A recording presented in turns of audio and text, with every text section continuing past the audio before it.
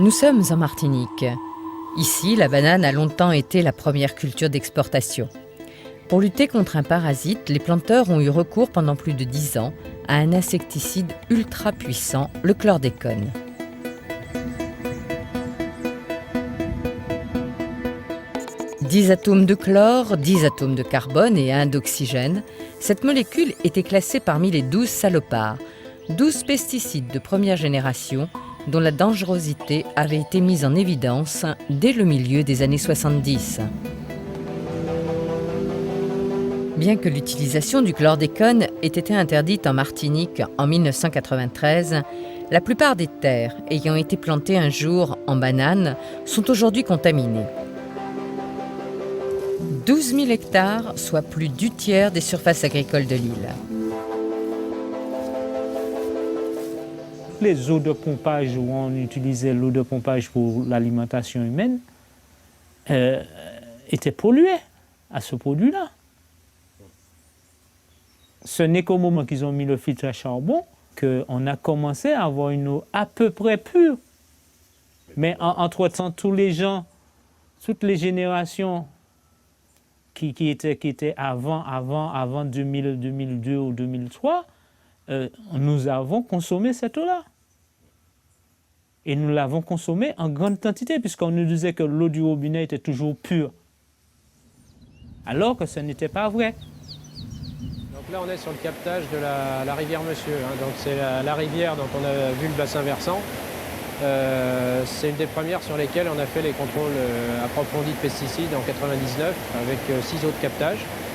Et c'est une de celles qu'on a trouvées contaminées par le chlordécone et le HCH-bêta, donc ces vieux organochlorés qui n'étaient plus utilisés depuis des années. Quand on a mis en évidence le problème, sur une des ressources qui était dans le nord de la Martinique, la source Gradis, elle a été fermée immédiatement. Et pour les autres, donc les deux autres contaminées sont la rivière Monsieur et la rivière Capot. Les doses étaient relativement faibles, c'est-à-dire qu'elles étaient qu'à 3 fois la dose réglementaire, donc 0,3 microgrammes par litre. Et on a convenu que, compte tenu des risques évalués pour les consommateurs, donc on pouvait laisser le temps aux collectivités d'équiper les stations de traitement. Donc ces stations de traitement, ils ont été équipées en 2003 et 2004 par des systèmes d'ajout de charbon actif. Et depuis cette époque-là, effectivement, on a réussi maintenant à réduire la concentration en dessous des normes réglementaires. À défaut de pouvoir dépolluer, il va falloir vivre avec la chlordécone. Or, paradoxalement, ce ne sont pas les bananiers qui en paieront le prix. Les études ont montré que la molécule ne passait pas à la peau du fruit. En revanche, pour ceux qui ont choisi de se diversifier, la situation est plus critique. Éric Godard évoque les nombreuses reconversions de terres qui ont eu lieu ces 20 dernières années. Difficile souvent de savoir aujourd'hui si on se trouve en zone polluée ou non. On est dans une zone traditionnellement bananière. D'ailleurs, le lieu-dit là-bas, l'arrêt de bus, s'appelle les Bananiers. Donc, cette zone a été cultivée en banane pendant très longtemps, avant qu'il y ait une certaine diversification qui se mette en place. Alors, dans les diversifications, vous voyez de la prairie devant nous, avec des bêtes qui sont en pâture. Vous avez là-bas en bas une parcelle de choux et puis quelques autres cultures. Il y a des concombres ou des giromons. On a un sol qui a retenu le produit, même si on ne l'utilise plus depuis plus de 10 ans. Et il y a des précautions à prendre donc, pour éviter de le transférer dans les aliments. On doit passer à l'analyse et puis progressivement on saura sur son exploitation qu'est-ce qu'on peut faire comme culture sans risque. On commence à connaître des plantes qui sont beaucoup moins sensibles que les autres.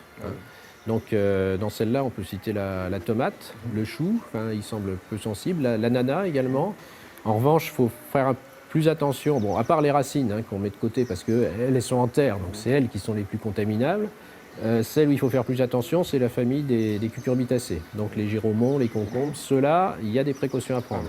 En fait, le but, c'est que pour l'agriculteur, on puisse lui dire, à partir du moment où on connaît la nature du sol, parce que la nature du sol joue, la concentration dans le sol, qu'on puisse lui dire, voilà ce qui est possible de faire en fonction des règles pour la commercialisation.